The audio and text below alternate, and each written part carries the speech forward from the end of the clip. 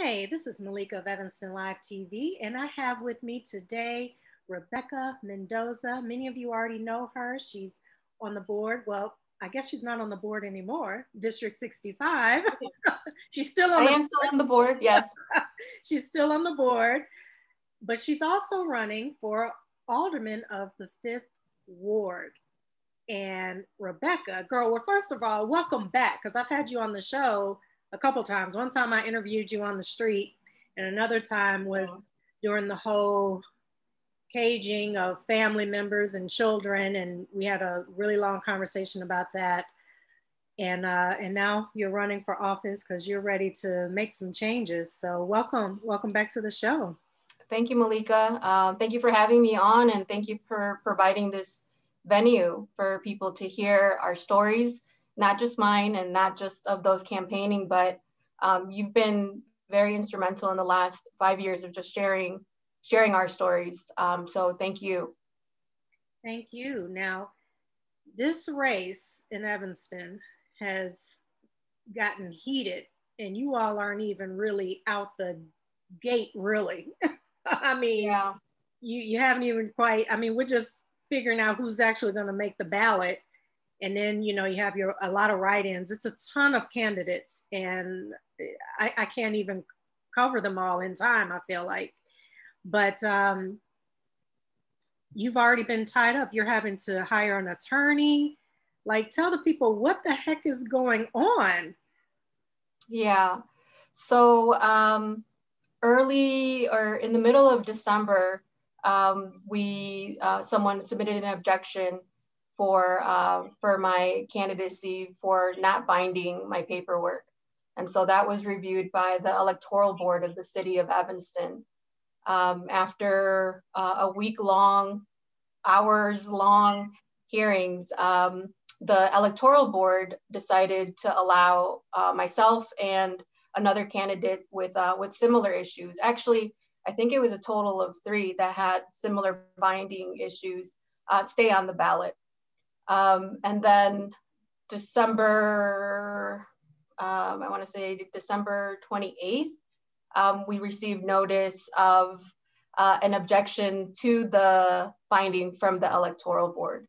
So the same individual brought myself and the Eric Young, the candidate, but the city of Evanston, the Electoral Board, back to court because they're objecting the finding of the Electoral Board. So I'm in the middle of that. I've been to 2 hearings so far, and I'm thinking it's going to be a total of 4.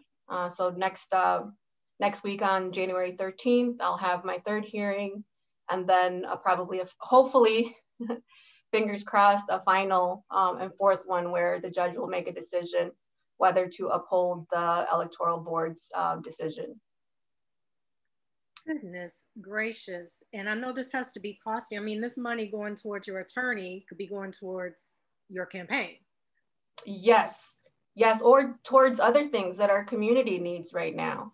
One of the things that I took into consideration in running was, the nature of campaigning during COVID, right? So there's no events, not a lot of like outdoor space publicity that's required. So I was thinking that it would be actually beneficial because, Zoom is free, these online platforms, you don't pay to connect with people and be able to get to know each other. But it turns out I represented myself with the Electoral Board, and I was successful in presenting my case. But with this new case, it's the legal proceedings are hard to navigate. So while I did have help during the Electoral Board hearing, and a number of community members, which I'm super grateful for, in helping me understand the process, helping me put together, other legal proceedings, precedents that would help my case. I'm very grateful for that. But this is a different court, and so to sit there and realize that we live in a country where if you don't have legal representation, you're at a huge disadvantage. And it was really disheartening.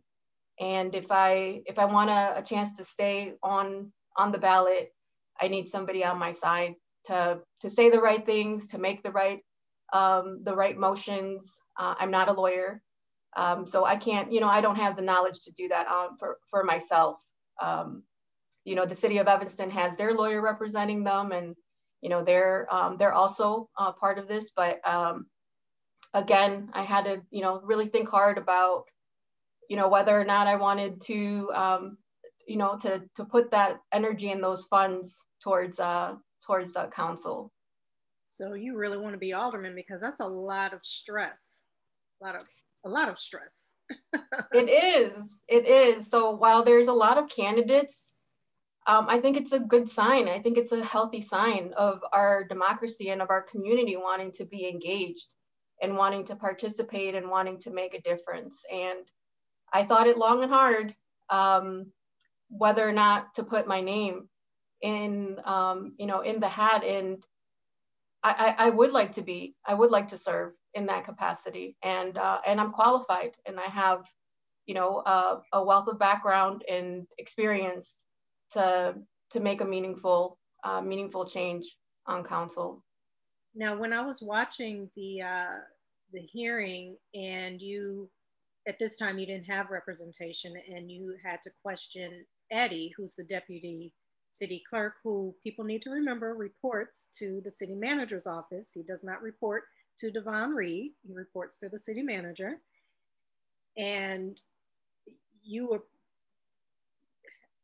it was interesting because you forced him to tell the truth. You were like, did you or did you not tell me that I could turn this paperwork in as is? And I mean, he looked very nervous about it, but he was sworn in on the Bible, so he had to tell the truth.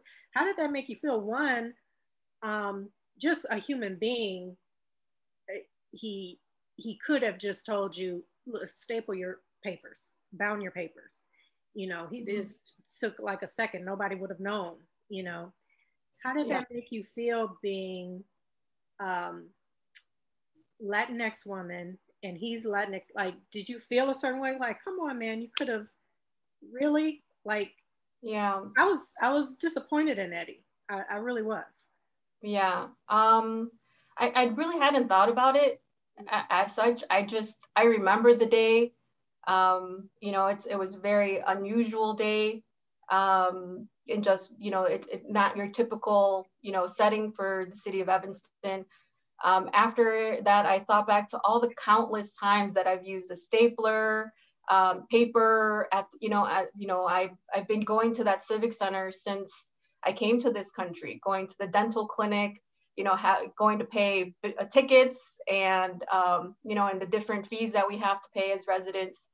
And I naively just thought that I would be able to use something. And there was fasteners there, so why would you put fasteners on the table unless you wanted people to use them? And so the fact that he saw me actively looking to puncture something, to use those fasteners, and then just to say it's okay. My assumption was that he has to take them back to the clerk's office. He has to move all this paperwork. You have to actually scan each of the forms.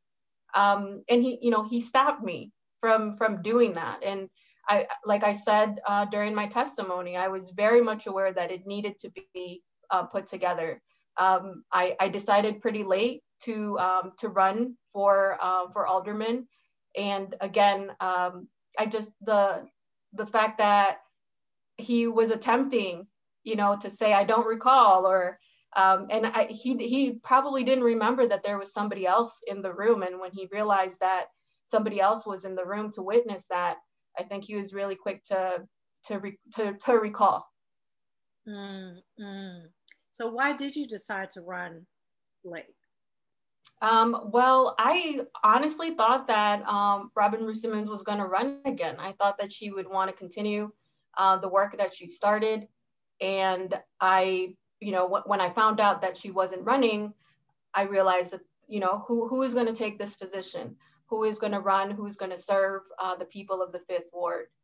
And I have been working with the city of Evanston, local nonprofits, since April on COVID response. I've been volunteering an incredible amount of time, trying to figure out how the city meets the emergent needs of our community. And it was actually during August that my lease expired in my apartment. And during that time, I had to make the decision whether or not to stay in Evanston and renew my lease or look for affordable housing. And you have heard this story time and time again. There's not that much affordable housing, especially for a single mom on a single income. For that's not a 1-bedroom, 2-bedroom condo. That's I realize that that's fine for some people, but I would like to have a yard. I would love to have a home. And so it was during that process that I realized I'm not the only one who struggles and wants to live in Evanston and continue to give back. And there's so many things I love about this city, and the things that I don't like about this city, I have worked tirelessly to address through the many different volunteer activities that I do. So somebody actually put the idea in my ear, and it was something that just stuck with me. And one night I couldn't sleep. It was 4 o'clock in the morning, and I'm like, okay, why am I still thinking about this? Why am I, is it still on my mind? And I went through all sorts of different possibilities, and I said, why not? Why not me? Right? I'm qualified. I have the experience, and I have the desire to serve. That's just who I am. Mm-hmm. So I decided to go for it. Okay. So did you find some affordable housing? I decided to renew my lease.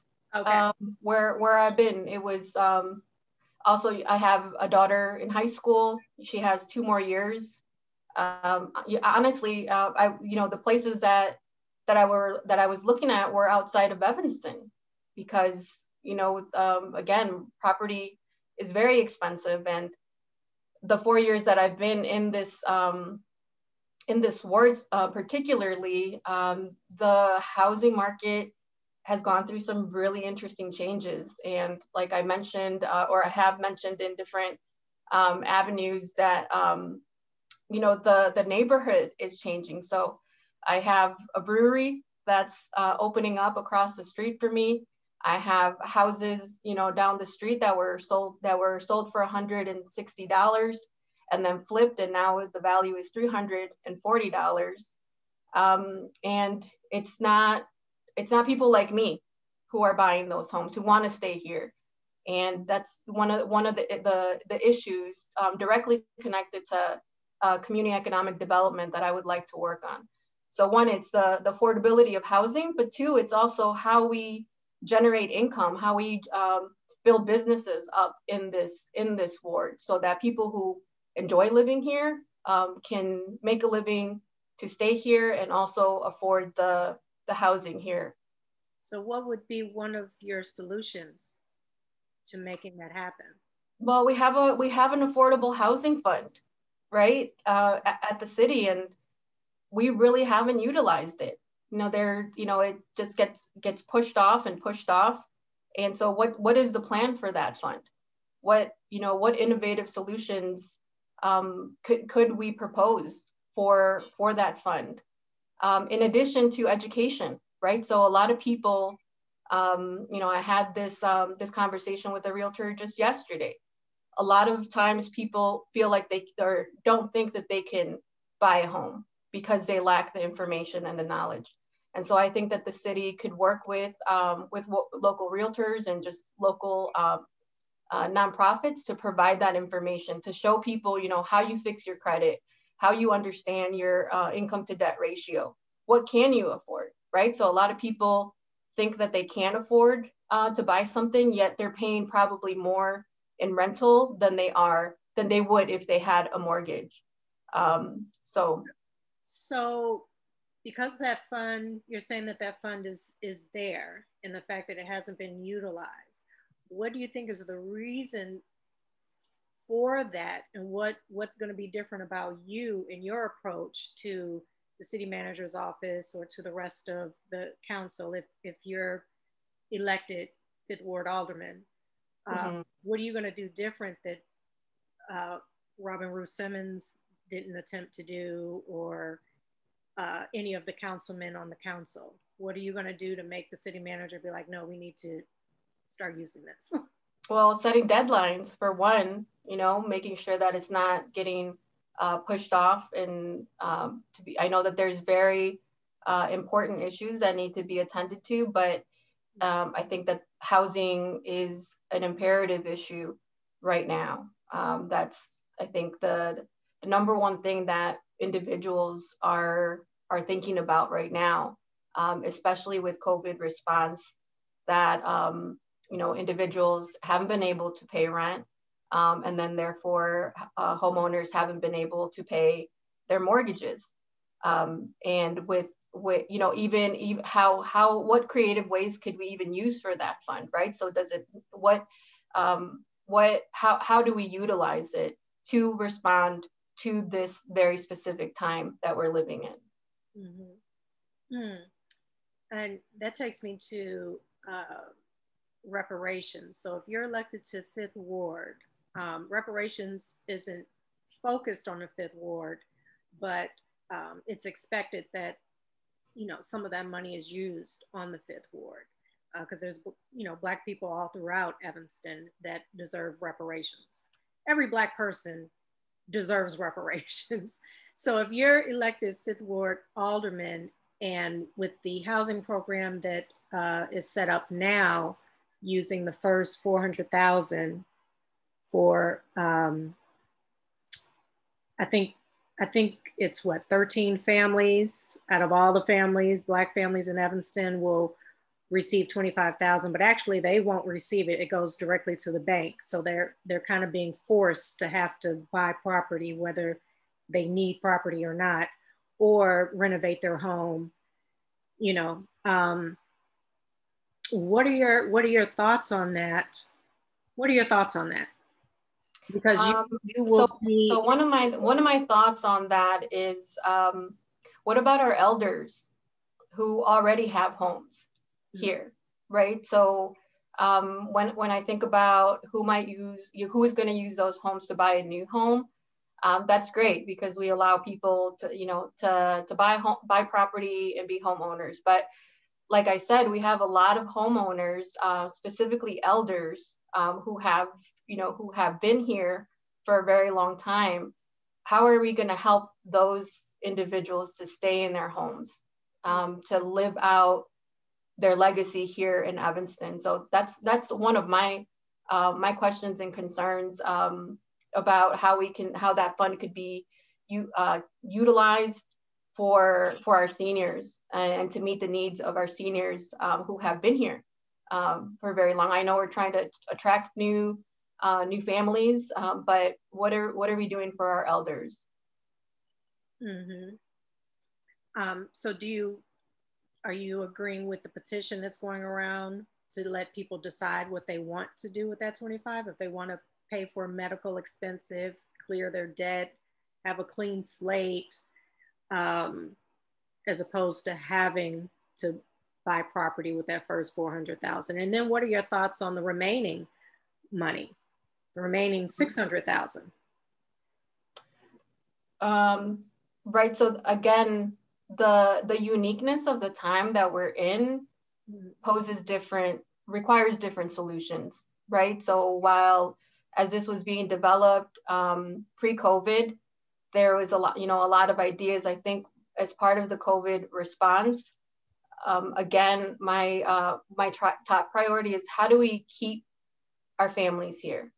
So we always talk about, the diversity of Evanston and how proud we are about it, but that diversity is at risk right now, specifically because of COVID.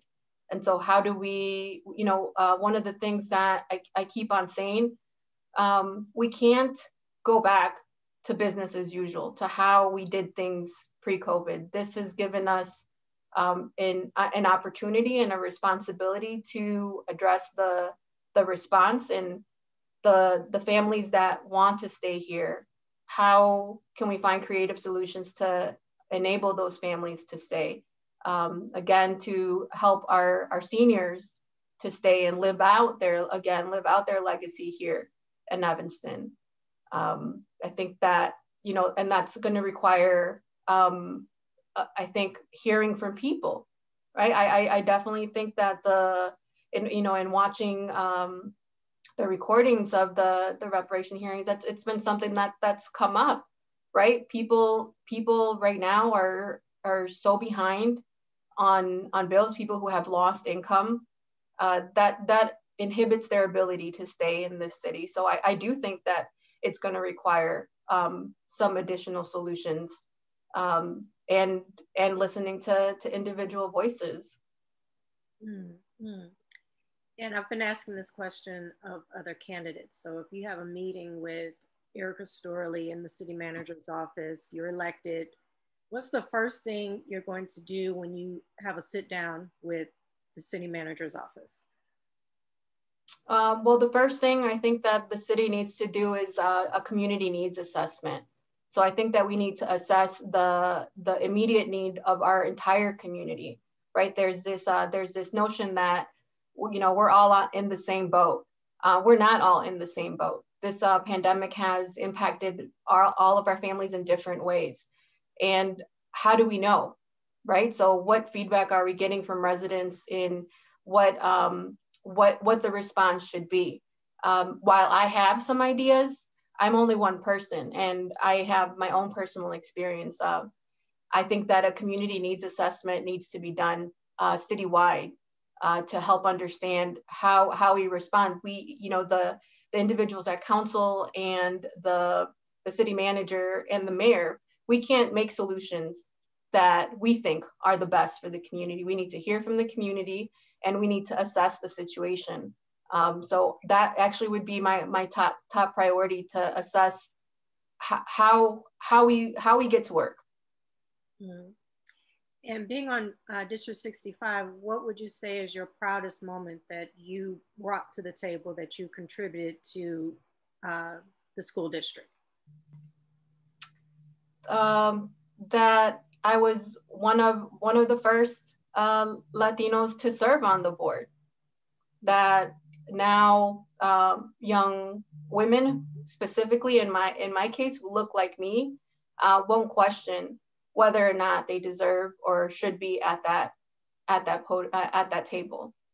And it was something that, it's a lot of work. It's not the funnest of jobs, but it's a very important work. And I realized that representation matters. And for me, even to feel really intimidated to sit at that table early on, I've told this story. I applied for a vacancy, and the only reason I applied for that vacancy is because I knew that it would allow me a one-on-one with the board. And at that time, I was extremely concerned about our early childhood programming. And I wanted to tell them that, it's different to write it, you write an email and, I guess lost somewhere in cyberspace, but to be at that table and realize that, through my experience in working at District 65 and realizing that internally as a staff member, I couldn't change with the issues, that it had to come from a board decision to address my concerns. And that interview led me to being selected to serve as in that vacancy. And then once I was once I served the 2-year vacancy, I realized how important it is to have representation, because we haven't at the school board for many years. So I think that just in general, the perspective and the voice that I bring is something that I'm really proud of. Okay. Okay, so, but what, okay, so in terms of like a plan or vision that you had that you made come to life while you were on the board, like what are you most proud of that Rebeca brought to District 65 board and said, look, we need to do this, and it was just an amazing idea. Yeah. So again, it was, and I am one of 7, and so we make one person can suggest an idea and bring an idea forward, and I would say that we have new leadership in early childhood, and that was my primary concern and the reason why I signed up to do it, and realizing that the only way to bring in new leadership to JEH Early Childhood Center was to do it at the board, and we have new leadership there. So I'm really proud of that.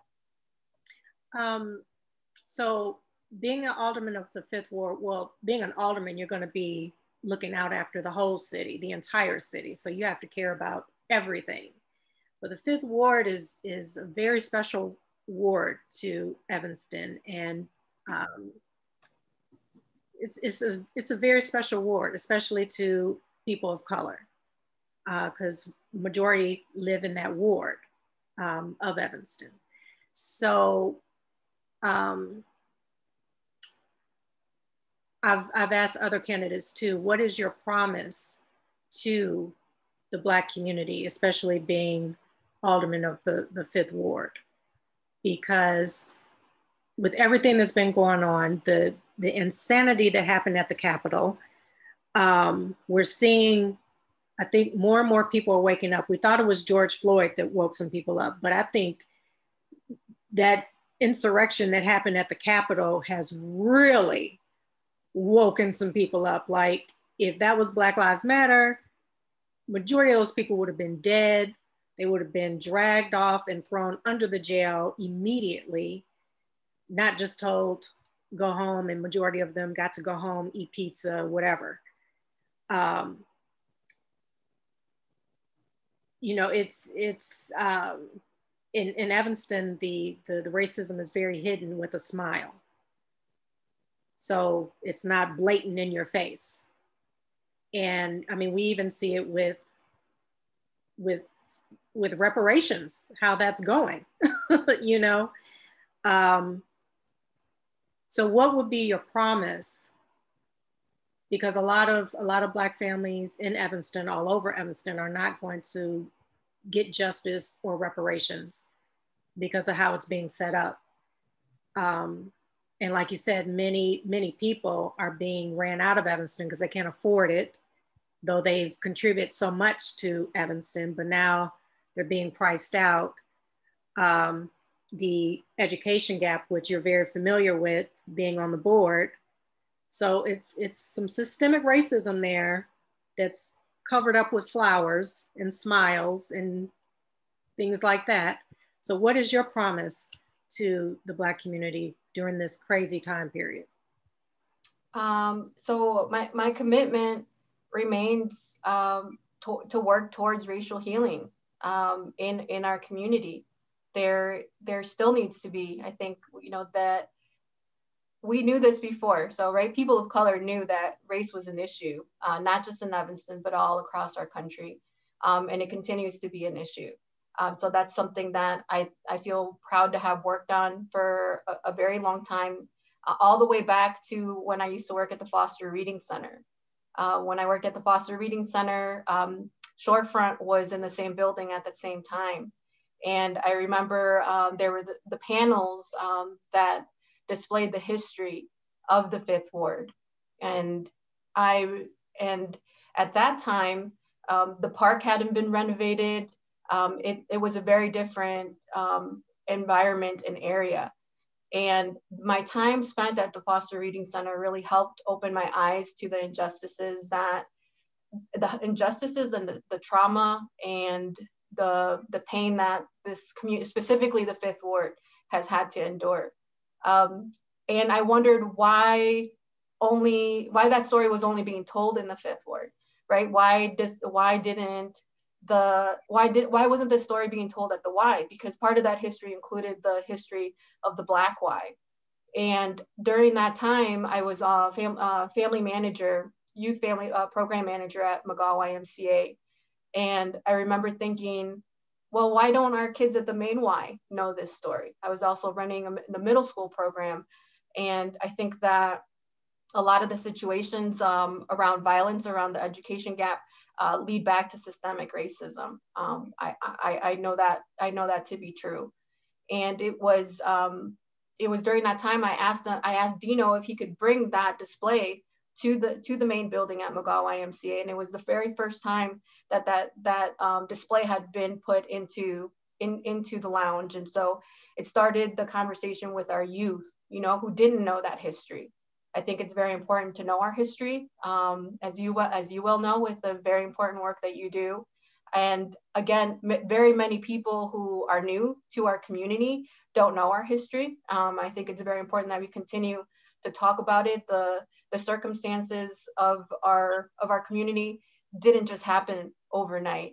We don't have an achievement gap, overnight, or higher incidences of gun violence in our ward. I think that all is directly correlated to opportunities that our youth don't have, and specifically directed to racial trauma.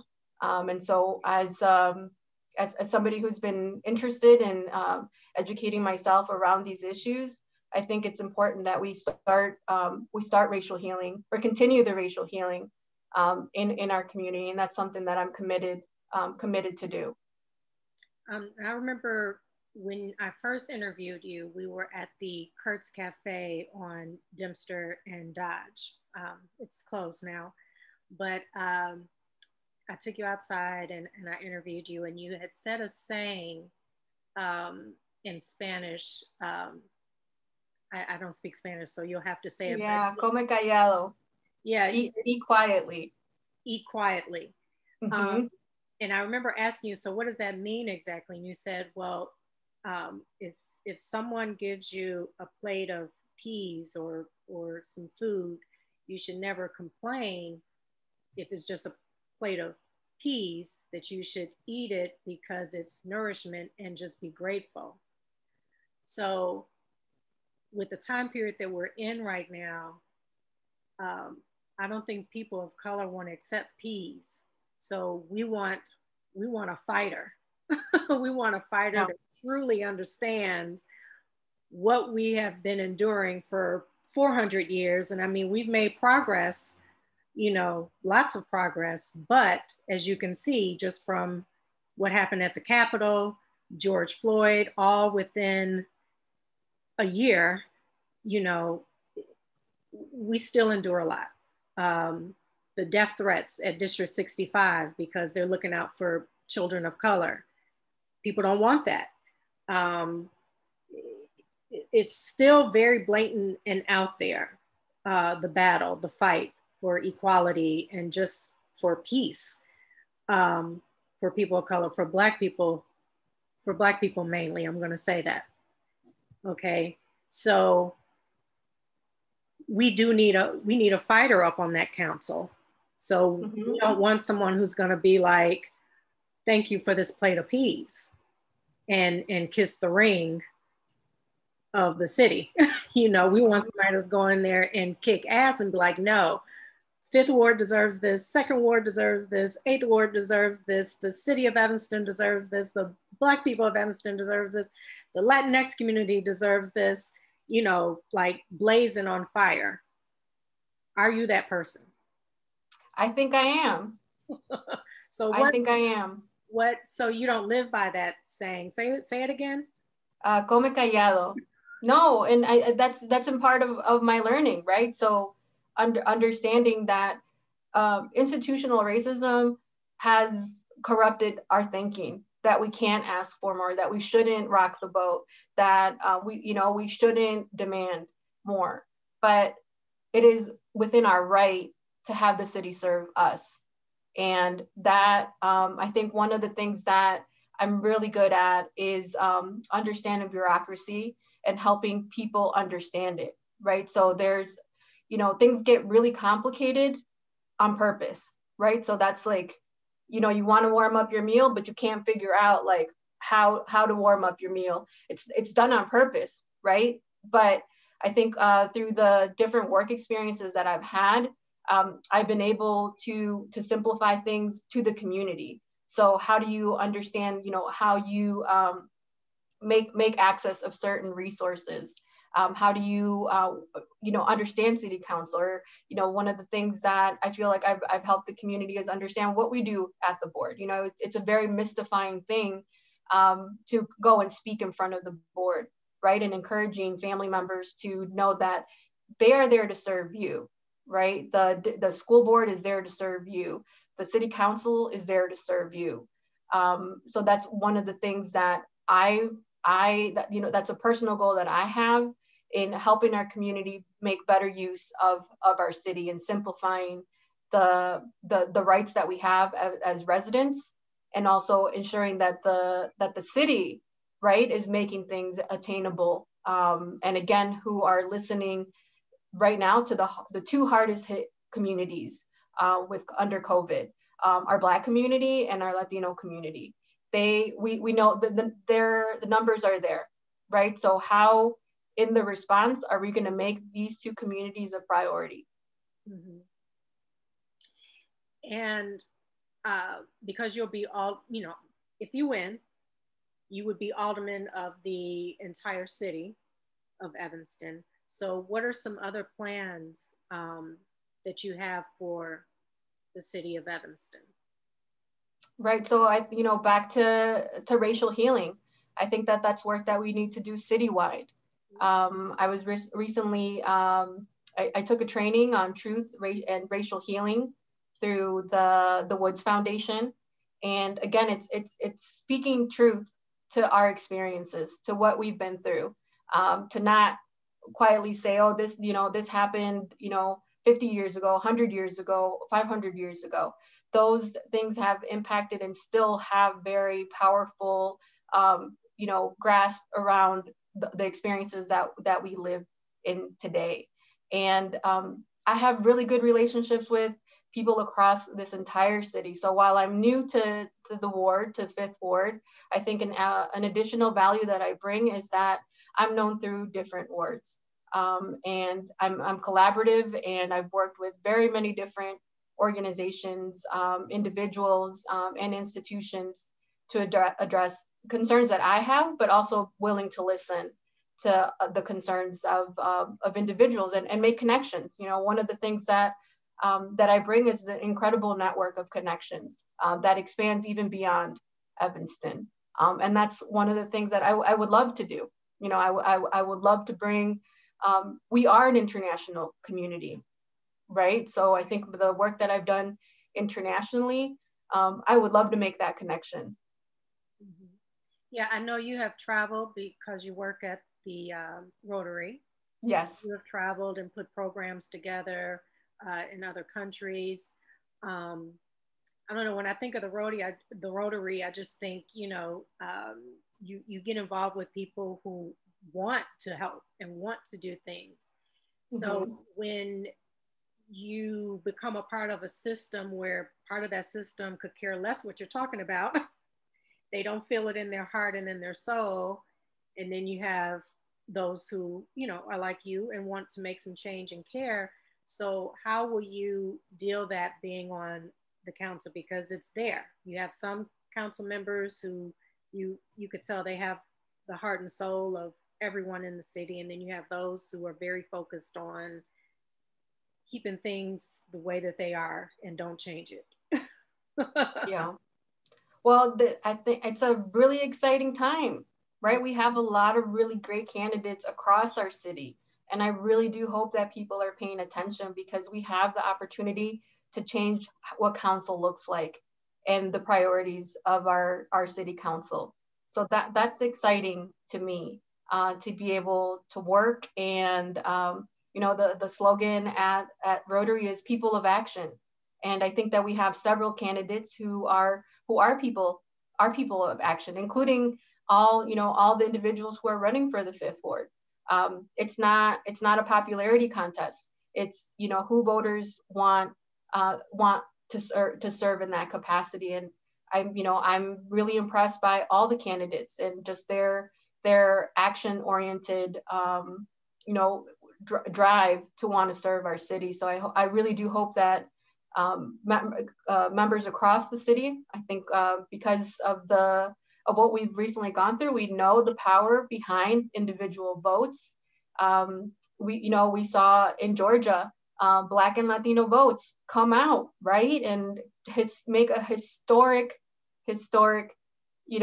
change. And I think that we can do it here in our city as well. We've done it at school board, the District 65 school board and 202. The makeup of those boards don't look like what they used to, 15, 20 years ago. So while we're living through a very challenging time, I'm also very hopeful by the many individuals who are serving and who want to serve. Okay, well, what if, some great new candidates come aboard, and then there's still a few who are from the old system that are up there who kind of stick together and pretty much vote the same. Yeah. So how are you going to deal with that system? Yeah. So in many of my jobs, I've had to work with very difficult people, and again, we have a saying in Spanish, hablando se entiende la gente. When people talk to each other, we're understood, right? Or we understand each other. Evanston has the misfortune of we don't talk, right? So even like among wards, like we live in these silos of thought, right? That we don't talk to each other. And now even more so, being in our homes, individuals aren't talking, and they talk to the same circle of people. But once you infuse those circles with even one individual, right, to bring in a new idea, it's a spark that you need to talk and to share a different perspective and to be consistent. And you might dislike a thought, but that doesn't mean you dislike the person, right? Or that you lose respect for that person. We can disagree. And I think that that's something, our entire nation can realize, like we don't have to always agree, but we have to start finding ways through truth. And I think at the heart of it is racial healing and how we better communicate with each other. And I think within, like you said, if there are some, resistance or doing it the old way, I remind us again that we cannot go back to business as usual. It would be a huge disadvantage to our community to try to recreate our system as it was pre-COVID. I think that this is an incredible opportunity to start fresh, to start new, and to really think about what we want to be, what our values, how our values should show up in our community. Excellent. And what is the main thing that you want people to know about Rebeca Mendoza possibly becoming one of the leaders in Evanston? I would like you to know that I'm not a politician. So I'm not a career politician. For a very long time, politics was something that was very intimidating to me. But I am a community wellness champion. And I think in order for our community to be well, we need to champion wellness. Our wellness as a community around our specific needs now. So those needs, in my opinion, are around community and economic development. They're around, again, truth, racial healing, and having those conversations around housing and around just in general, I think at the heart of my desire and at the heart of the work that I've always done are our children. And what messages are we sending to a time we won't see? And I know that the seeds that I've planted, I might not see, but that doesn't mean that I'm not going to plant those seeds. And I think that we owe it to our children to build a strong, healthy community. Mm-hmm. Well, thank you so much, Rebecca. I'm sure we'll have you back on and keep us posted with what happens with your court hearings to remain on the ballot. And yeah, girl, we look forward to having you back. Thank you. Thank you so much, Malika. And, you know, if I may, I just, for whoever's listening, I invite you to follow my journey. I've been updating with every hearing. You can follow me on Facebook at Rebeca 4, F-O-R, the number 5, the letter T-H, both on Facebook. So that's Rebeca 4/5 on Facebook or on Instagram. That's also my webpage. It's www.rebecca45th.com. And let's have a conversation. I think community wellness is dependent on all of us lifting each other up, talking to one another, and making Evanston the community that we can feel proud to leave behind for our children. So thank you so much, Malika, for your time, and again for your work. Thank you. Thank you so much. Thank you, Rebecca. So yeah, girl, we got to have you back because I know you're doing other things also out there in the community, regardless if you win or not. Right. You're very active in the community. So, you know, the door is always open to you here at Evanston Live TV. I love hearing about the things that you're working on, the countries that you've traveled, and building programs for other people out there, other groups. So thank you so much for your work. You're welcome. Thank you, Malika. All right. Have a great day. You too. All right. This is Malika, Evanston Live TV, and that was Rebeca Mendoza. I'll be sure to put her contact information in the description. If you have any further questions for her, you all be sure to reach out to her. We will have her back for the forum, the 5th Ward Forum, January 21st at 7 p.m. right here at Evanston Live TV. And we'll have all the 5th Ward candidates on. So you all stay tuned right here. We're going to have more candidates. It's getting exciting.